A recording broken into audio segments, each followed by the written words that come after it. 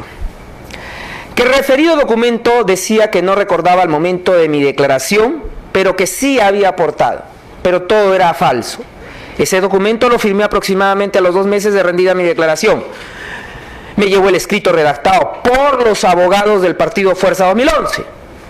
Estamos viendo una actuación en conjunto. Me dijo que si necesitaba las boletas de los aportes me los podía facilitar para recordar los nombres y acreditar mi dicho. Yo firmé ese documento por Jorge Yoshiyama. Una vez que firmé el documento ya no me buscaba, fue una situación por conveniencia de su persona. Así, pasado el tiempo, hasta hace aproximadamente 1 mes y medio, me citó la fiscalía. Esto es para declarar en el mes de diciembre de 2017. Jorge Yoshiyama Sasaki vuelve a tener una comunicación más fluida conmigo, en la cual yo quería contar la relación, pero no sabía cómo decirlo. Nos hemos reunido en el mes de noviembre de 2017 en un restaurante. Le dije que no sabía cómo iba a ser, puesto que no quería seguir inmerso en estas conversaciones. Yo no quería tocar el tema. Me dijo que en la manifestación que iba a dar debo sostener lo que decía por escrito. Yo le seguí la corriente. Me dijo que si continuaba con mi primera versión de mi declaración, en la cual negaba ser aportante, iba a tener problemas. Luego de esta reunión me ha venido llamando desde su número 98 81 27 313. Me encuentro preocupado, ya que me viene llamando Jorge Yoshiyama Sasaki. Temo por la seguridad personal, familiar y de posibles represalias por decir la verdad. Pues, esto es pues lo que... No es la amenaza del Ministerio Público como el abogado quiere presentar. Es la amenaza, el temor que tienen los testigos. 2017, no con las detenciones preliminares, porque seguramente el abogado seguirá haciendo esa locución intra-extra proceso. 2017.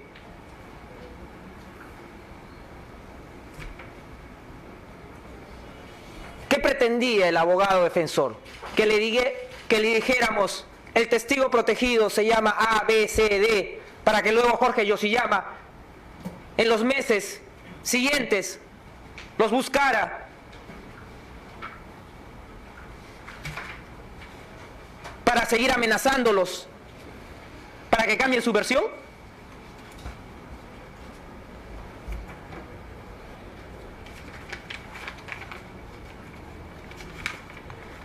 Y no son las detenciones preliminares declaradas o anuladas por una sala superior. No es lo que hizo cambiar el contexto de esta investigación. Eso es falso. Eso es desconocer la realidad y los hechos notorios, los hechos de conocimiento público. Ya lo dijo Eric Giovanni Matomanje en su declaración del 16 de octubre del 2018. Lo que les preocupó, según lo manifestado por Jorge Yoshiyama Sasaki,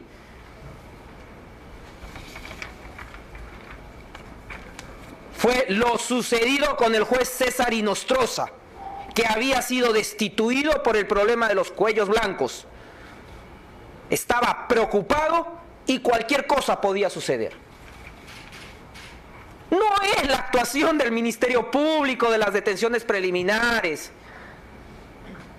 No, eso no es lo que ha motivado a los ciudadanos, como él los ha mencionado, respetuosos, honestos, proactivos. No, es que la mafia, la organización que estaba tomando el sector justicia, encabezado por un juez supremo preso preventivamente en España, César Inostroza Pariachi, había sido destituido. Y eso es lo que les preocupaba. Y los coimputados, testigos, con esa libertad de saber de que ahora sí, por lo menos podemos tentar una justicia honesta, se acercan a la fiscalía a señalar la verdad de lo que ha sucedido.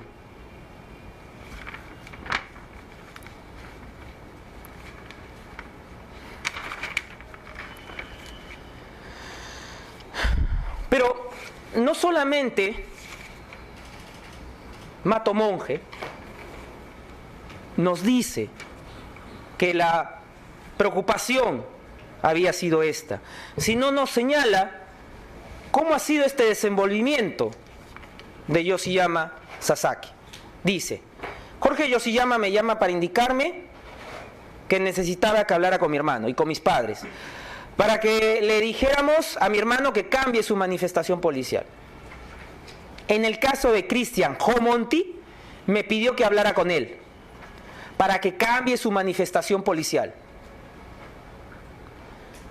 Luego, Jorge Yoshiyama se juntó con Eduardo Privat, le hizo un préstamo de $20,000 a Eduardo Privat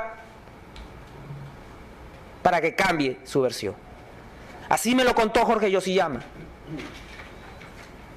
porque como era amigo, Cristian me dijo que había logrado que cambie de manera su manifestación.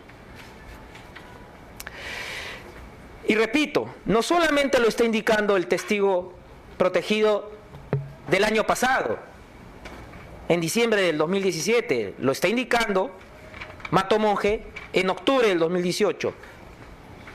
Dice esto: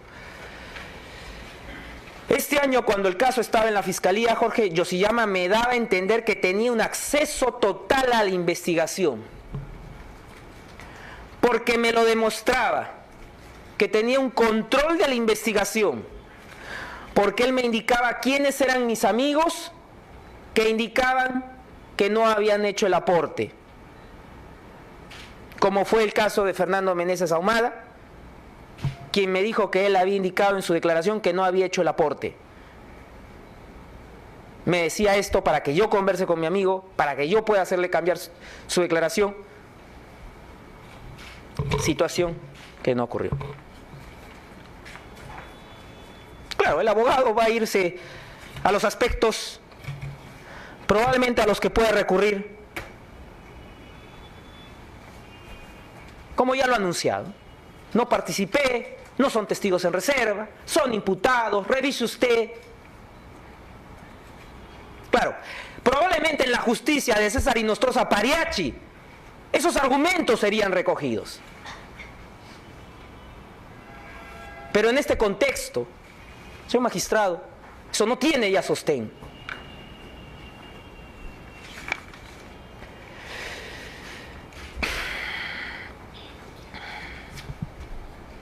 Igualmente,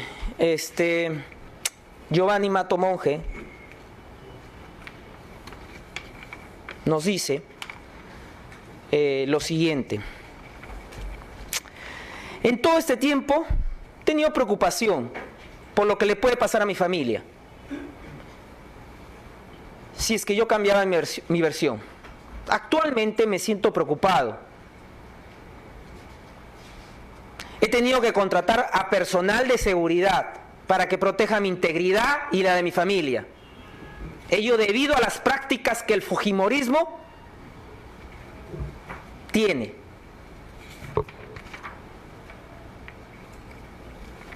Y sigue diciendo, respuesta a la pregunta 17. Jorge Yoshiyama Sasaki me llamó a las oficinas del laboratorio Roster. Me dijo que estaba preocupado.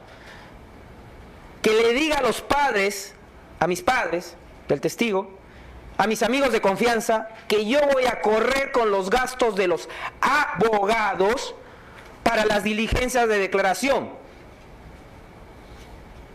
Y un día antes de mi citación me llamó el abogado y me acompañó. Pregunto, ¿hay acaso abogados que se han prestado precisamente para este hecho de contenido penal?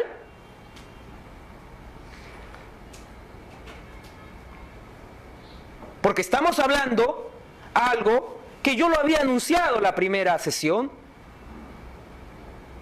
y que en grupo generó la incomodidad.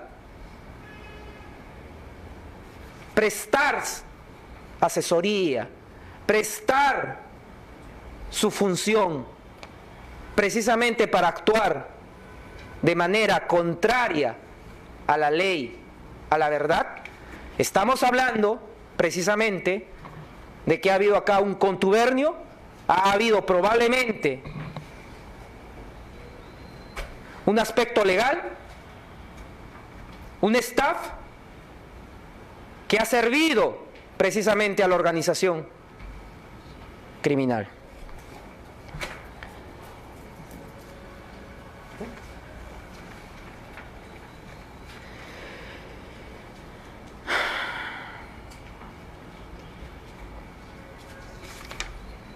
También ya lo había presentado la declaración del testigo protegido 2016-12-3, que ya ingresó, que el 30 de octubre del 2018 nuevamente lo citan a Jorge Yoshiyama Sasaki, que lo busca el señor Miguel Castro Grandes, portando una copia de la resolución de la Fiscalía, por lo cual se le citaba en diferentes fechas a testigos conocidos por Castro Grandes.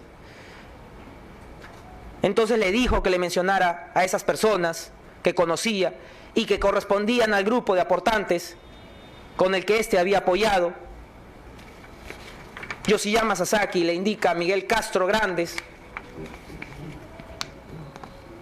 que se acerque a la oficina, al local partidario ubicado en Morochucos, Surco, con la finalidad de buscar a Adriana Tarazona de Cortés, quien tenía que dar copias de los recibos de aportaciones y vouchers para que los testigos lleven los documentos para el día que habían sido citados.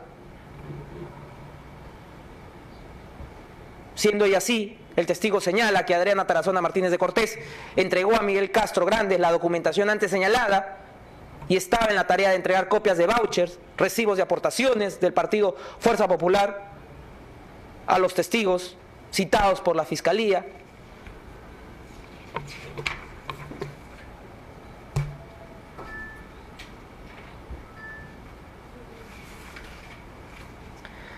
Como estamos viendo, o lo estoy exponiendo, señor magistrado, nos estamos dando cuenta que el peligro de obstaculización es alto.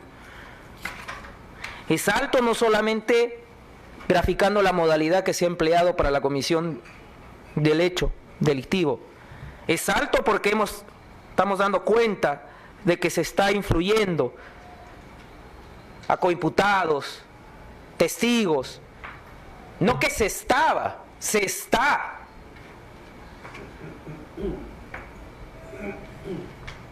Se está moviendo una maquinaria precisamente para evitar que la Fiscalía cumpla con su labor. Y entiendo, a partir de lo mencionado, que el abogado no nos pedirá algún tema para especificarle qué acto ha realizado su patrocinado, cuando él es precisamente, por lo que estoy dando cuenta o lectura, el rostro visible de la organización para evitar llegar precisamente a la averiguación de la verdad. Voy a cerrar con el tema de que, claro, el abogado indicará de que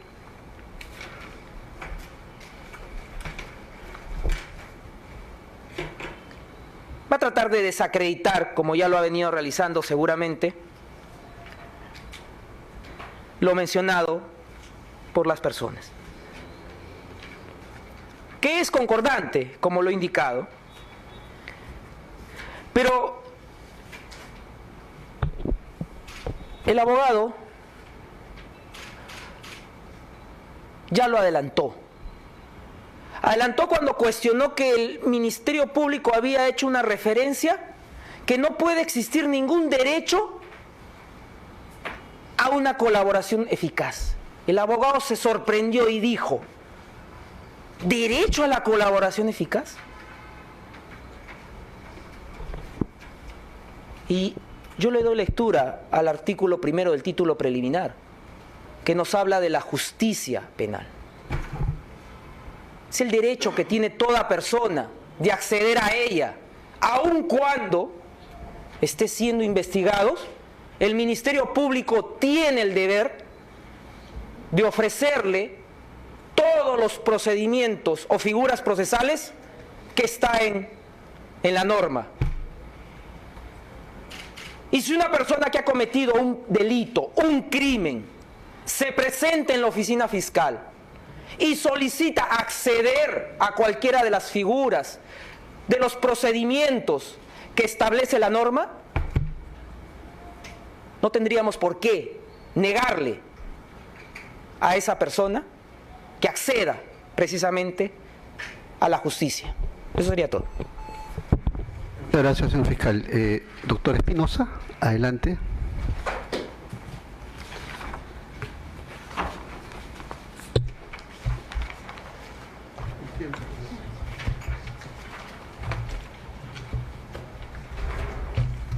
Sí, solamente para entender el tiempo, 37 minutos sobre esa base. Adelante, doctor. Bien, señor juez, decirle lo siguiente. Primero, acerca del peligro de fuga. Señalar algunos datos. Nosotros le informamos, le explicamos que la situación de mi patrocinado, las condiciones y los diversos elementos indiciarios que voy a explicar permiten establecer que sí tiene suficiente arraigo y no existe peligro de fuga por lo siguiente. Primero, con relación a su domicilio ubicado en la calle Los Picaflores. Vamos a ver. Se trata de un domicilio donde mi patrocinado vive, donde mi patrocinado radica ya hace varios años, particularmente desde el año 2002. Allí radica su asiento familiar. Allí, durante la diligencia de allanamiento, se encontró a su señora esposa.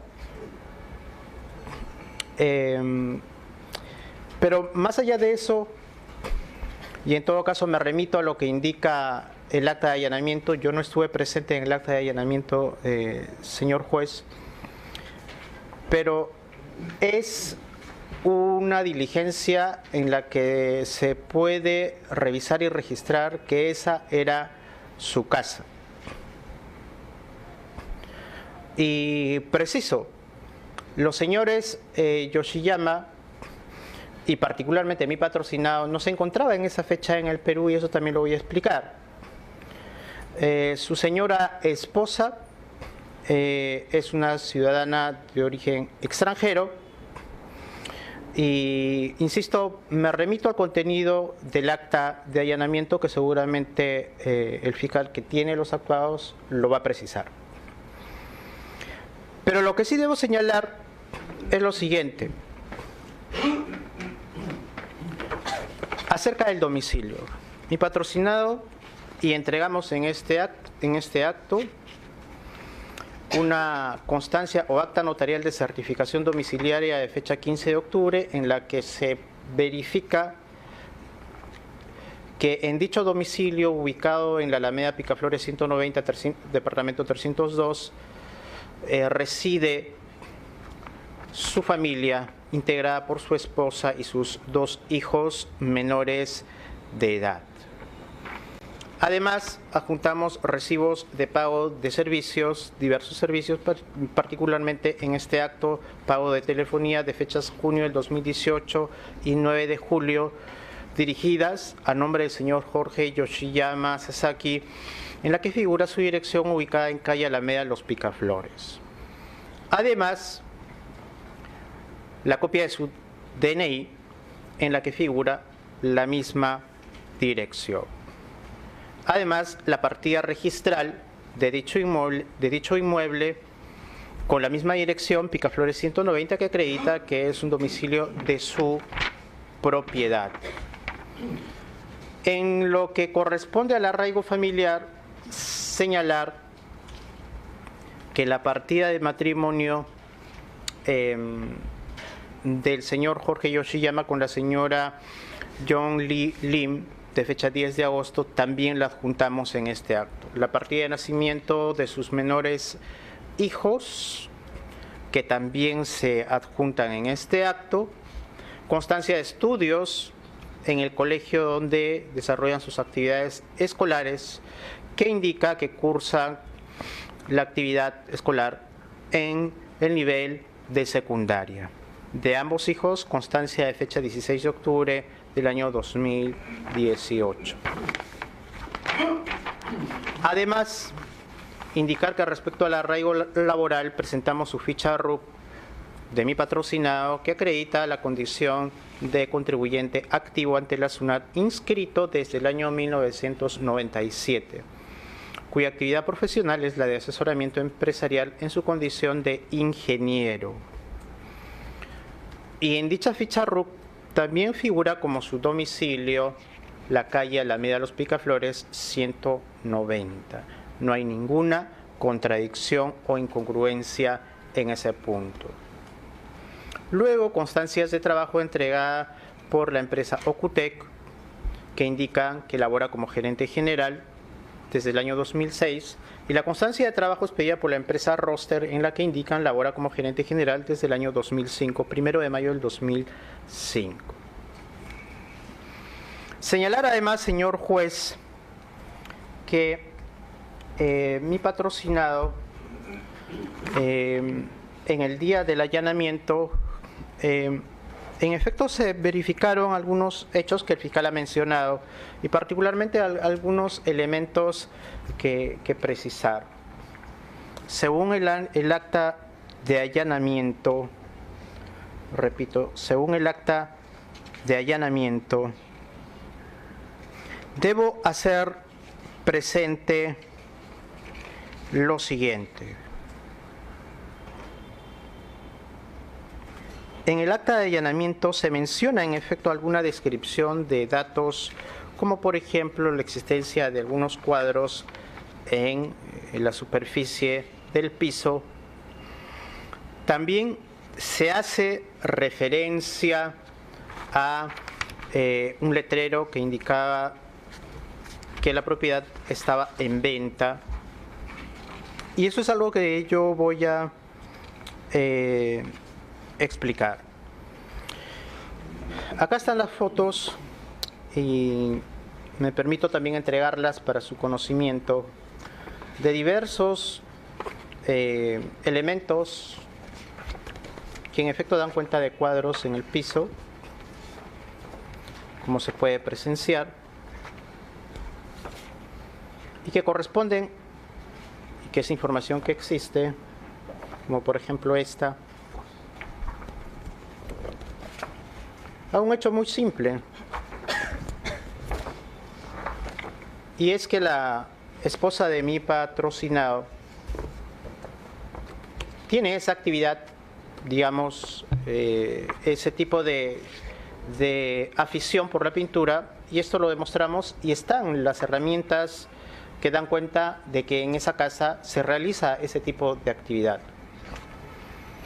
Pero además, el tema de que existan cuadros en el piso, como en efecto yo adjunto las fotos, no negamos eso, acá están los datos, son datos absolutamente circunstanciales, porque en efecto, si hubiera, por ejemplo, si es que hubiera un acto de fuga, existiría pues un cuadro que se ha desubicado de un lugar en el que estuviera colgado, y nada de eso existe, o en todo caso que el acta registre un hecho como ese. Pero esos son en realidad datos circunstanciales. Como circunstancial también es el hecho de que la casa estaba en venta con un letrero que en efecto anunciaba ese hecho. Y es que mi patrocinado o su familia, en efecto, pretendían vender ese inmueble y esa propiedad por una sencilla razón. Porque en efecto, como lo ha dicho el fiscal, tienen otra propiedad a la que pretendían mudarse, trasladarse para realizar ahí su actividad familiar. Y esa es una actividad que estaba en proceso. Y trasladarse a otra propiedad que no estará a nombre de terceros, ni de una empresa, ni de una offshore, ni de nada que se les parezca, sino que está a nombre también de mi patrocinado, como el fiscal lo ha acreditado. Esa era la razón. Pero ocurrido el hecho, ocurrido la intervención del Ministerio Público y para efectos de no generar ningún tipo de suspicacia al respecto, pues finalmente consultaron con sus abogados y en ese entonces yo asumía la defensa y yo les dije, pues no debería haber ninguna disposición patrimonial en el contexto de que hoy conoces tú que estás iniciándote en un proceso penal y se dejó sin efecto el propósito de venta de ese inmueble que no ha avanzado en ni un solo acto más de disposición para esos efectos. Entonces, ese fue un hecho absolutamente circunstancial que además tiene que ver con el tema de la propiedad y que además tiene que ver con el hecho de que el proyecto familiar era cambiar de residencia a un lugar también acreditado y que es de su propiedad y dentro de la ciudad de Lima. Lo otro, señalar, señor juez, señalar que acerca del movimiento migratorio, que el fiscal ha leído de manera bastante detallada, yo daría una lectura también objetiva. Y es que si hay diversos movimientos migratorios o viajes al extranjero, lo que más bien permite acreditar esa información, señor juez, que han sido viajes que siempre han generado el retorno de mi patrocinado. Viajes y con el movimiento migratorio se podrá establecer que son viajes en los que mi patrocinado ha tenido que regresar a continuar realizando sus actividades en el Perú, donde tiene su asiento familiar y laboral y profesional. Por lo tanto, esa es la lectura más bien que hay que dar, porque no es suficiente imputar números o cantidad o numerosa de viajes para establecer que hay peligro de fuga, sino hay que establecer no una presunción sobre aquello que puede imputar el fiscal, sino más bien un hecho. Frente a la presunción que múltiples viajes generan peligro de fuga, nosotros oponemos un hecho. Y el hecho objetivo es que todos esos viajes han generado, insisto, retorno al país para continuar con sus actividades. Por lo tanto, hacer esa valoración, señor juez, entre lo que es presunción versus hecho acreditado. Pero señalar además lo siguiente, señor juez, acerca de su conducta procesal. Mi patrocinado ha tenido un último viaje y ese último viaje se produjo entre el 8 de octubre en que salió del país. Y es bueno explicar la razón de su viaje. Y nosotros estamos adjuntando en este file de documentos la copia de la declaración notarial o autorización notarial que justifica o explica por qué viajó mi patrocinado. No es que mi patrocinado viajó para huir del proceso o algo parecido. Eso no es correcto y lo aclaro para cualquier tipo de especulación al respecto, sino que viajó sencillamente porque a partir del 8 de octubre, mucho antes que se conociera que haya una medida cautelar o un proceso contra mi patrocinado, porque no existía, nunca hubo hasta el día en que se impone la detención preliminar ninguna comunicación a mi patrocinado que le comunicara, le informara su condición de investigado. Y entonces él, el 8 de octubre, viaja por una razón muy concreta y que según este documento hace referencia al viaje que realizaba junto con su menor hijo por razones estrictamente escolares. Un usual viaje de promoción que realizó conjuntamente con un número importante de otras personas por razones de actividades escolares. Y eso está acreditado. Y entonces, señalarle, señor juez, que mi patrocinado, en el transcurso de ese viaje por razones acreditadas, se le impone la medida de detención preliminar que tuvo el resultado que todos conocemos, e informarle, señor juez, que luego de ello, y por decisión personal y familiar que ellos adoptaron, en cumplimiento de lo que implica someterse a un proceso penal, y obviamente la recomendación que su defensa le hace en ese tipo de circunstancias, ocurrió. Pues el señor Jorge Yoshiyama toma conocimiento, después que se anula la detención preliminar, toma conocimiento que el fiscal había formalizado la investigación preparatoria, y en ese momento conocemos oficialmente una imputación contra él, y ese hecho ocurrió el viernes 19 de octubre, aproximadamente a las 10 de la noche en que llega esa comunicación.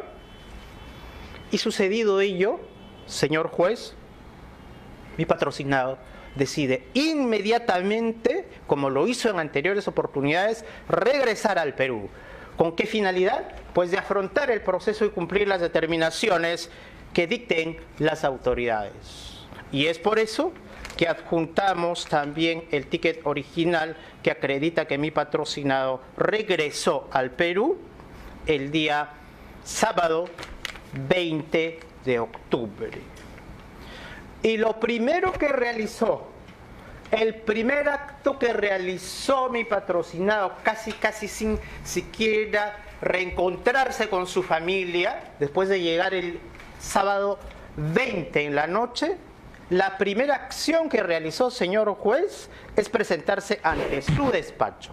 Porque recordará usted que el domingo 21 nos convocaron a una audiencia que empezó en esta sala aproximadamente a las 9 de la mañana, y Jorge Yoshiyama, casi después de haber llegado en la medianoche al Perú, se presentó a la hora indicada al inicio de la audiencia de prisión que recaía contra él. Y esa es una evidencia concreta, señor juez, para su consideración acerca de la conducta procesal que él ha demostrado.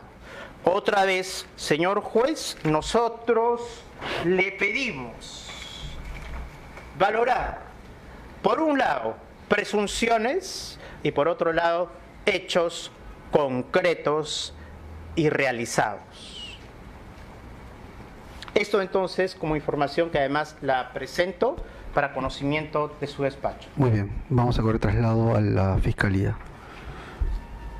Además de ello, presentar también el certificado de antecedentes judiciales que lo hemos obtenido el 26 de octubre en original y que acredita también que mi patrocinado no registra antecedentes judiciales y que también lo presentamos para conocimiento y para su valoración. Penales, ¿no?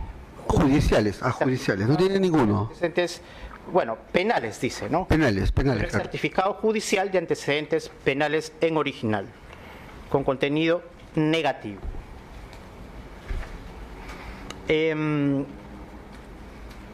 Y bueno, referirnos a los otros elementos que el fiscal ha señalado.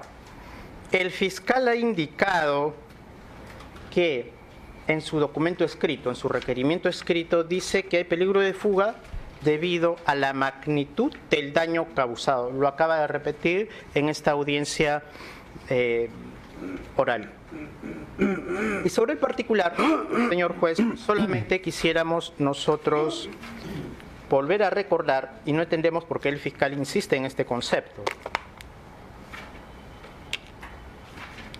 Yo más bien creía que el fiscal se iba a retractar. Yo más bien creía que el fiscal se iba a desistir de ese fundamento.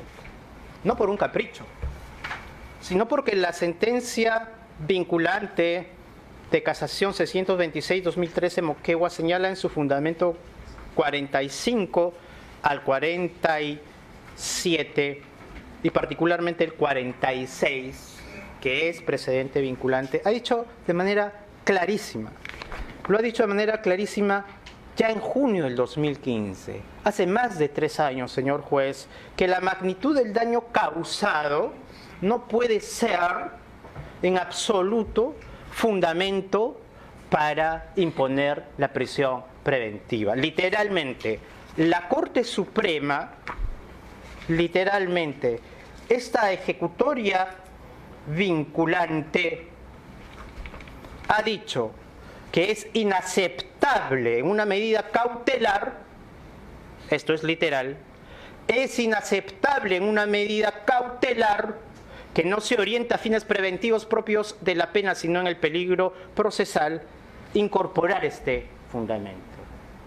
Y esto parece desconocerlo el fiscal porque insiste en incorporar este como fundamento de una prisión preventiva, pese a que no la justicia, como lo ha dicho el señor fiscal, no es la justicia del señor Inostroza, es este precedente vinculante firmado, entre otros, por su ponente, el señor juez supremo José Neira Flores. Con relación a la magnitud del daño causado, con relación al peligro de fuga, dice el documento escrito, el comportamiento procesal. Dice, durante la presente investigación, repito, durante la presente investigación, el imputado no ha concurrido a prestar su declaración. Vamos a ver. Presente investigación y el imputado. Yo pregunto, ¿desde cuándo es imputado mi patrocinado Jorge Yoshiyama Sasaki? ¿Desde cuándo se le formula la imputación? El fiscal ha dicho algo interesante en esta audiencia. Dice, es el Ministerio Público el que fija la imputación. Yo pregunto, ¿desde cuándo a Jorge Yoshiyama el fiscal le ha fijado la imputación? Pues desde el viernes 19 de octubre, en que conjuntamente con el requerimiento de prisión va acompañada la disposición de formalización de investigación preparatoria. Entonces, antes mi patrocinado no tenía condición de investigado, ni siquiera en fase preliminar. Antes de la orden de detención preliminar, mi patrocinado no tenía siquiera, insisto, condición de investigado en fase preliminar. Y si no tenía esa condición, ¿cómo así el fiscal señala que mi patrocinado no concurrió a prestar su declaración, o el imputado no concurrió a prestar su declaración si nunca tenía esa condición, porque así lo definió el Ministerio Público? Por lo tanto, para nosotros este argumento, este fundamento explicado de manera escrita en el documento, es también inconsistente. Y luego señalar, señor juez, que ya entrando a lo que corresponde al concepto o al tema del peligro de obstaculización, señalar lo siguiente. Vamos a ver. Y acá hay varios elementos que tendríamos que nosotros que recordar.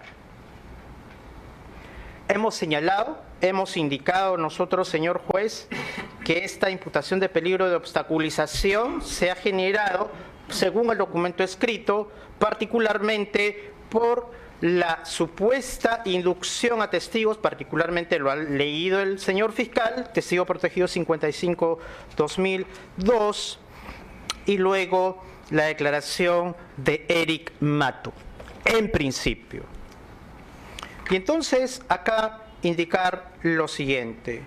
Nosotros no estamos cuestionando, para referirnos al testigo protegido 55-2002, cuya declaración es del 19 de diciembre del 2017, nosotros no estamos cuestionando que su declaración sea válida por la detención preliminar. Nosotros estamos cuestionando que su declaración carece de validez por el hecho de que no tuvimos nosotros, o no tuvo Jorge Yoshiyama Sasaki la posibilidad de ejercer su derecho de interrogar a un testigo que es usado como prueba de cargo, como elemento incriminatorio para su pretendida encarcelación.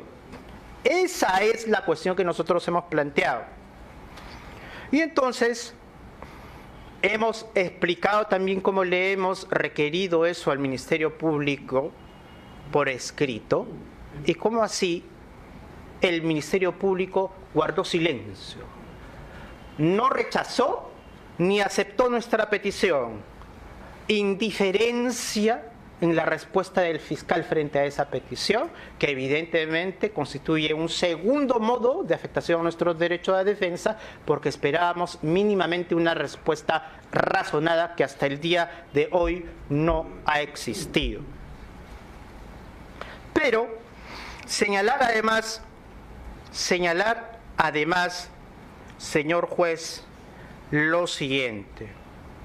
Nosotros hemos indicado que en este caso se está produciendo algo bastante particular, y es que a mi patrocinado se le está imputando además el delito de obstrucción a la justicia, que sanciona, como reza el 409, la conducta de influir ante testigos.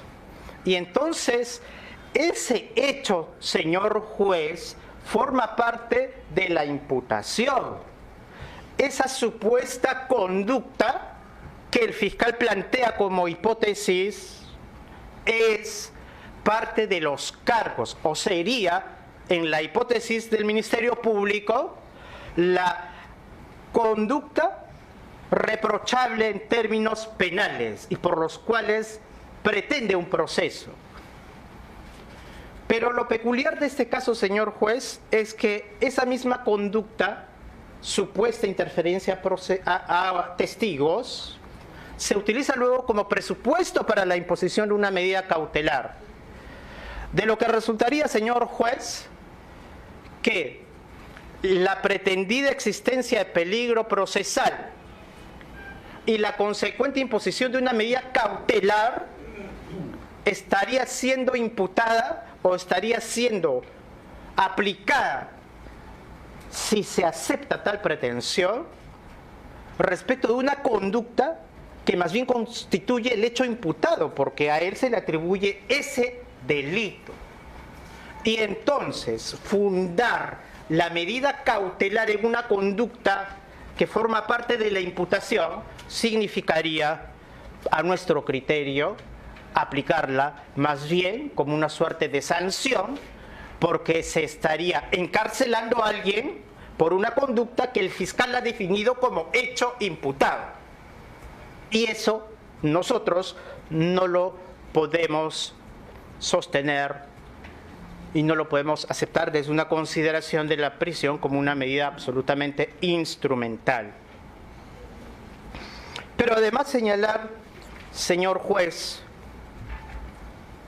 además indicarle, señor juez, que acerca de la declaración del señor Eric Mato, realizada en el mes de octubre del año 2018, debo recordarle yo que esa es una declaración de un inculpado, y en efecto el fiscal dice que es el ministerio el que fija la imputación, y la imputación la ha definido el fiscal respecto de de esa otra persona, Eric Mato. Y Eric Mato ha declarado en las fechas que todos conocemos, brindando una serie de información que el fiscal ha leído acerca de supuestos hechos que tienen referencia con influencia en testigos. Y lo que nosotros tenemos que decir, señor juez, que cuestionamos la validez de esa declaración por el hecho de que no cumple con las reglas elementales para darle fiabilidad a la declaración de un coimputado. El acuerdo plenario número 02 del año 2005 ha establecido que para la valoración de la declaración del coimputado hay que preservar algunos criterios de manera imperativa y ese es el mandato de la Corte Suprema. Y este mandato de la Corte Suprema está bien explicado en el texto La Prueba del profesor Pablo Talavera y dice lo siguiente: desde la perspectiva subjetiva ha de analizarse la personalidad del coimputado, que es el señor Eric Matto, sus relaciones con el afectado por su testimonio, y también es el caso examinar las posibles motivaciones de su declaración o de su delación. Habrá que observar las motivaciones por las cuales Eric Matto declaró, y nosotros hemos insistido en explicar cuál fue la razón por la que muchos testigos o inculpados declararon en ese contexto. Pero el acuerdo plenario dice literalmente, es del caso examinar las posibles motivaciones de su delación, que éstas no sean turbias o espurias, venganza, odio, revanchismo, deseo de obtener beneficios de cualquier tipo, incluso judiciales. Repito, texto literal del acuerdo plenario: deseo de obtener beneficios de cualquier tipo, incluso judiciales. Yo pregunto, si en efecto el fiscal sostiene que hay la apertura para aplicar los beneficios premiales, ¿acaso no es un dato objetivo que Eric Matto ha concurrido y ha declarado y luego ha tenido determinados beneficios judiciales? Porque Eric Matto tuvo mandato de detención preliminar, dato objetivo, primer dato objetivo. Segundo dato objetivo, declara incriminando a otros coimputados. Y tercer acto objetivo, el fiscal decide ya no mantener respecto de él la prisión preventiva. Esos tres actos determinan que el señor Eric Matto no cumple con este presupuesto que establece el acuerdo plenario referido a la ausencia de incredibilidad subjetiva, porque declaró, como lo dice la Corte Suprema, bajo el supuesto de obtener beneficios de cualquier tipo, inclusive judiciales. Ese elemento que he explicado mella, afecta la posibilidad de darle valor o de establecer que dicho elemento de convicción pueda sustentar una imputación tan grave como el peligro de obstaculización. Peligro de obstaculización, señor juez, que desde nuestra consideración debe ser probada y debe ser declarada en grado de alta probabilidad. No basta una mera sospecha, no basta elementos periféricos de corroboración. La norma, el artículo 268 dice bien claro que en atención a los primeros recaudos existan elementos fundados y graves. Una lectura conjunta de todas las normas que gobiernan, que regulan la medida de prisión preventiva, nos permite sostener, y esa es nuestra tesis, señor juez, que el grado de conocimiento acerca de el peligro de obstaculización que debe cumplirse para atribuir ese supuesto de peligro procesal, también debe ser un grado de conocimiento alto, es decir, que existan graves y fundados elementos de convicción acerca de esa imputación de obstrucción o de influencia presunta a testigos. Y queda claro que no estamos en ese nivel.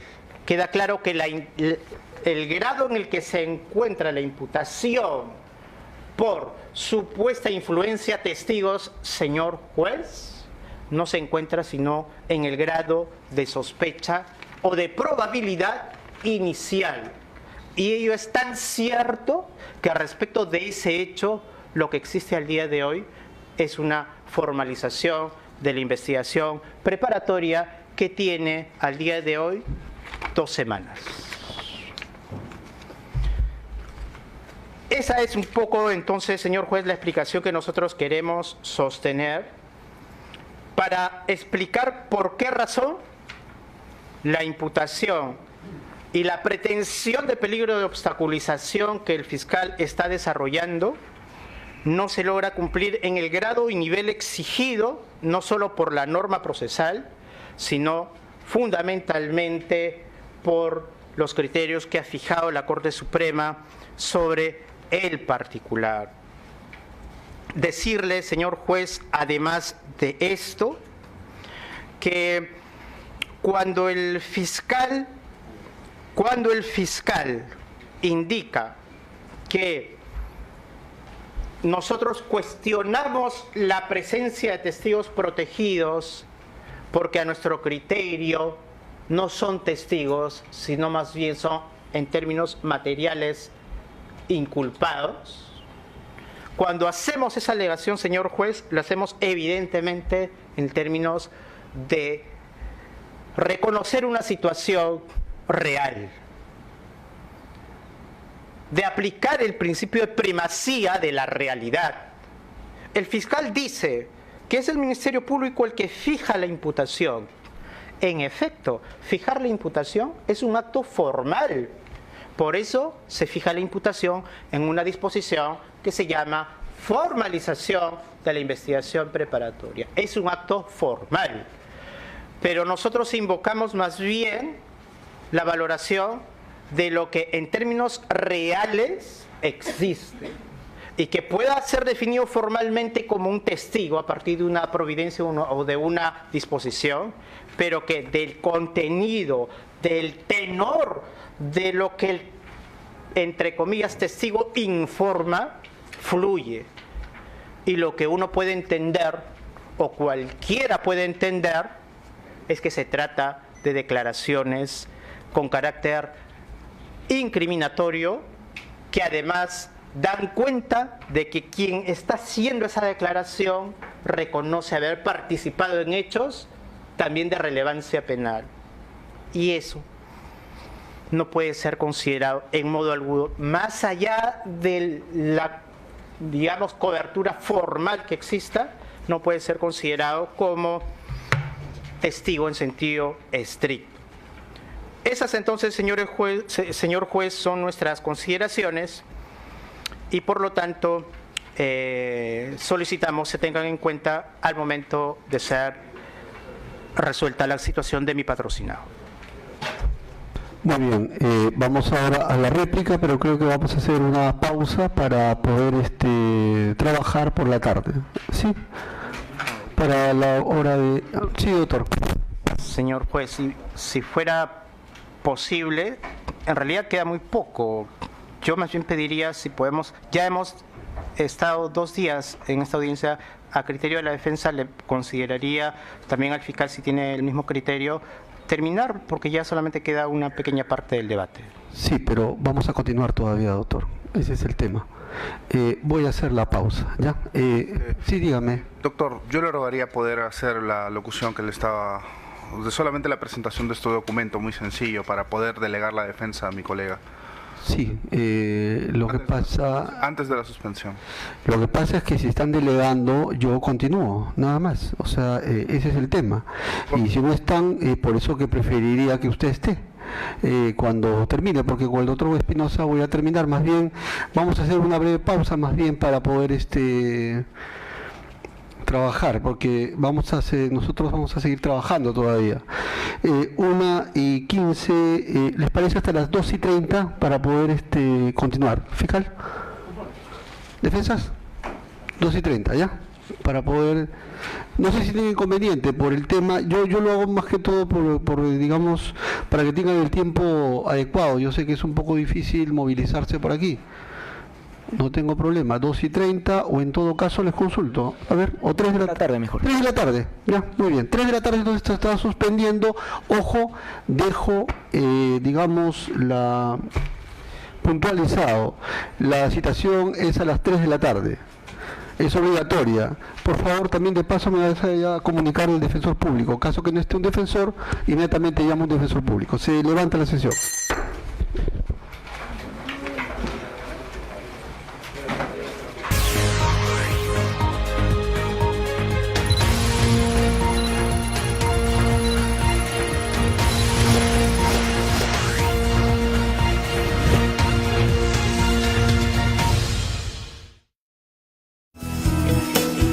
Constitución Política del Perú. Capítulo 8. Poder Judicial. Artículo 146. El Estado garantiza a los magistrados judiciales. Inciso 1. Su independencia.